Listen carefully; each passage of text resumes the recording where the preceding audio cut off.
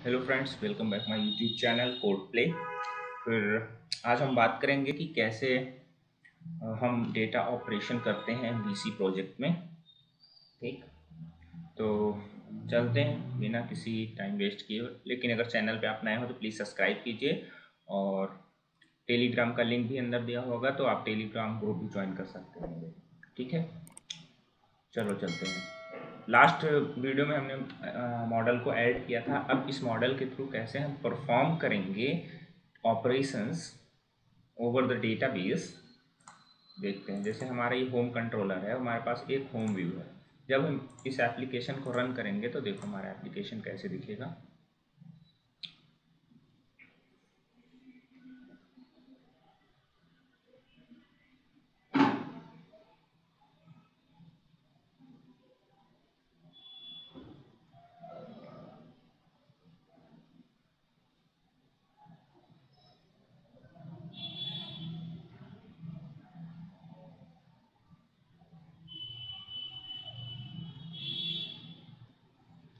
थोड़ा सा टाइम ले रहा है ये, बट ओके। फर्स्ट टाइम में थोड़ा सा टाइम लेता है, उसके बाद फिर इतना टाइम नहीं लेगा, फिर रन कर जाए।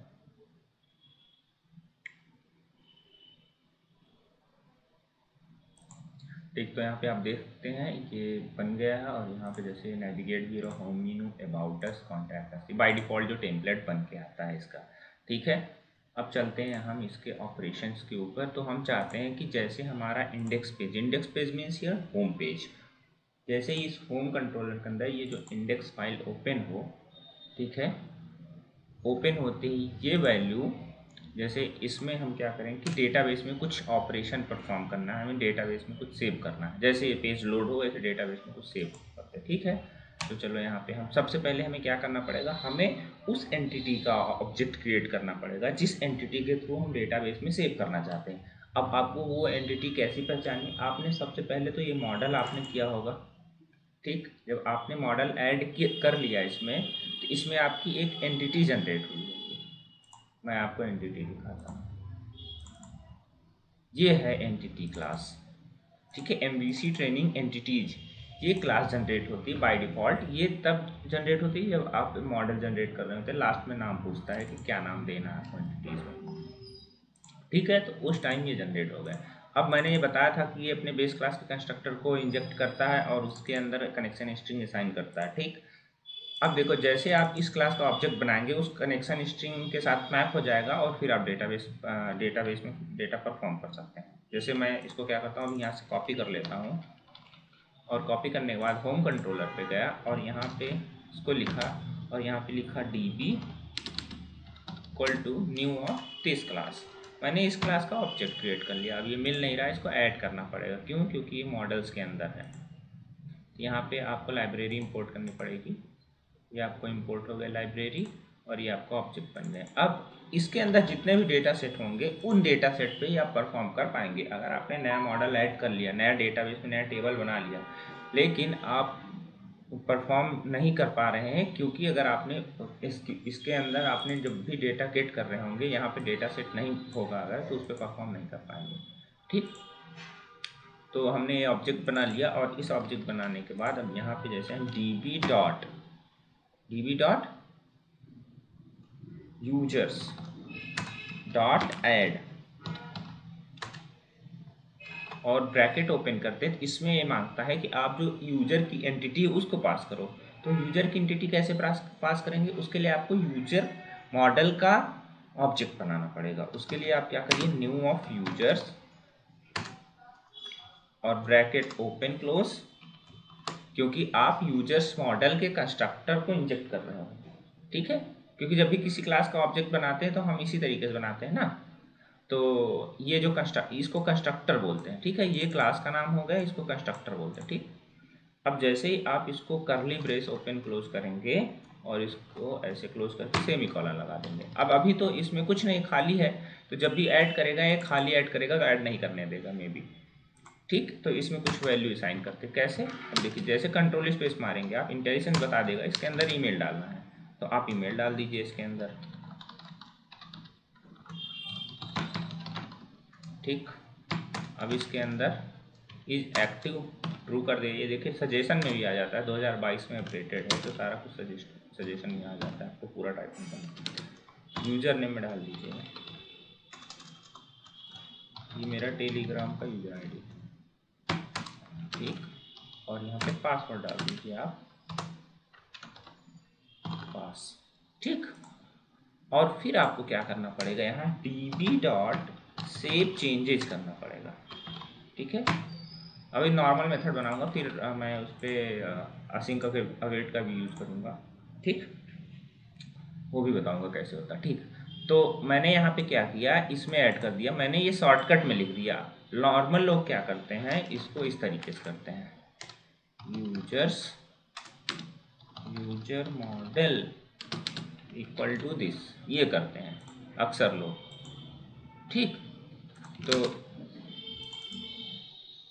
ये करने से भी हो जाएगा। और मैंने क्या किया, मैंने डायरेक्ट यहाँ डाल दिया, ठीक। मैंने यहाँ इसको इतना डायरेक्ट डाल दिया, ऑब्जेक्ट में असाइन करने की क्या ज़रूरत है, इसका बेसिकली यूज ही नहीं है जब हम, क्योंकि ये खुद ही सारा चीज़ रिटर्न कर देगा यहाँ पे। तो असाइन करके इसमें डाल दिया, और लेकिन नॉर्मली लोग जैसे करते हैं वैसे करके दिखा देता हूँ इस तरीके से, ठीक है।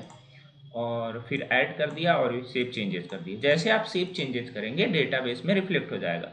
अगर आप db.save-changes यूज़ नहीं करेंगे तो आप कुछ भी ऐड कर लीजिए और डेटाबेस में सेव होगा ही नहीं। सेव चेंजेस का मतलब है जितने भी चेंजेस हैं, जितनी भी एंटिटी की स्टेट है वो कमिट कर देगा जाके डेटाबेस में, ठीक।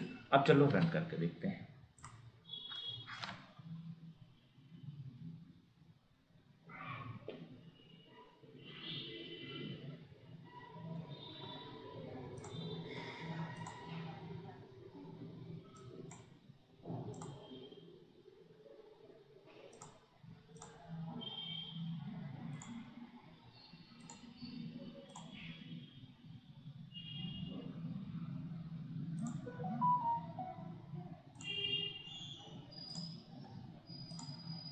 देखिए ओपन हो गया, ठीक। अब जाके डेटाबेस में देखते हैं क्या टेबल में आया डेटा।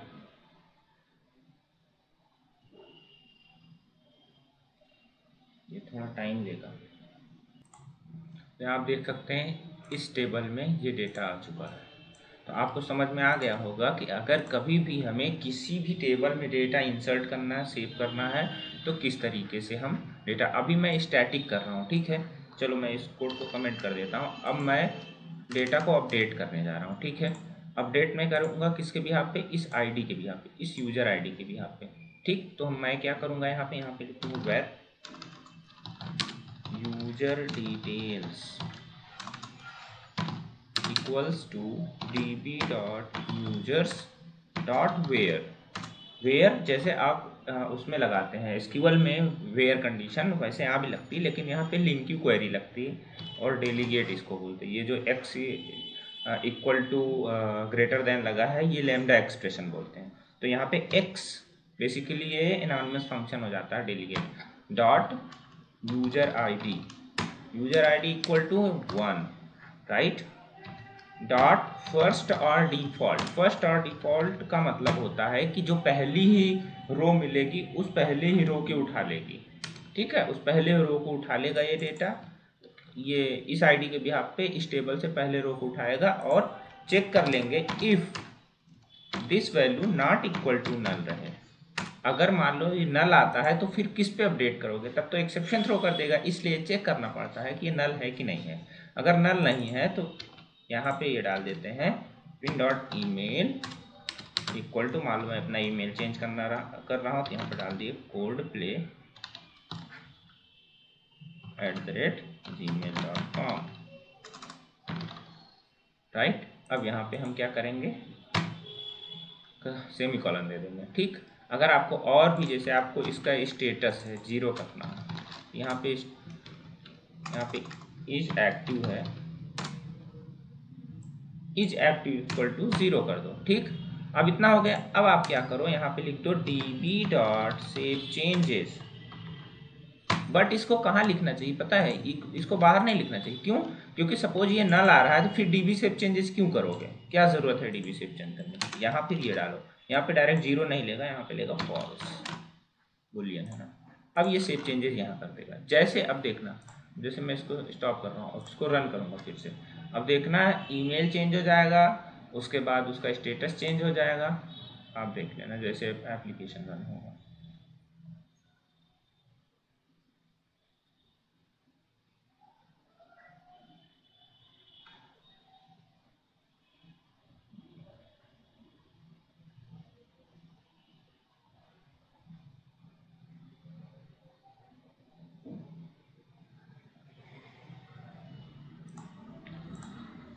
जैसे एग्जीक्यूट करिए, देखिए ईमेल चेंज हो गया, ये आप देखिए ये वाला पार्ट चेंज हो गया, और यहाँ पे इजेक्टिव 1 था, यहाँ पे 0 हो गया। ठीक है, दो चीज़ें चेंज हो गई, बाकी सेम वैसे ही रही। ठीक, तो ये बेसिकली इस तरीके से ये काम करता है। ठीक है, अब आगे चल के हम ये सीखेंगे कि नेक्स्ट वीडियो में कि फिर मैं बताऊंगा कैसे अपडेट या डिलीट एडिट ये सब करते हैं, कैसे एंटिटी स्टेट चेक करते हैं, बहुत सारी चीज़ें इसमें बताने के लिए। ठीक है, तो आज के लिए फिलहाल इतना ही। अगर चैनल पर नए हो तो सब्सक्राइब कीजिए चैनल को और वीडियो को लाइक कीजिए, ताकि मैं अपने एफर्ट को भी अप्रिशिएट करूँ, ताकि थोड़ा सा मोटिवेशन भी मिले कंटेंट अच्छे बनाने के और अच्छे बनाने के। ठीक है, और thank you so much, thank you. और टेलीग्राम का लिंक डिस्क्रिप्शन में रहेगा, आप टेलीग्राम को ज्वाइन कर सकते हैं।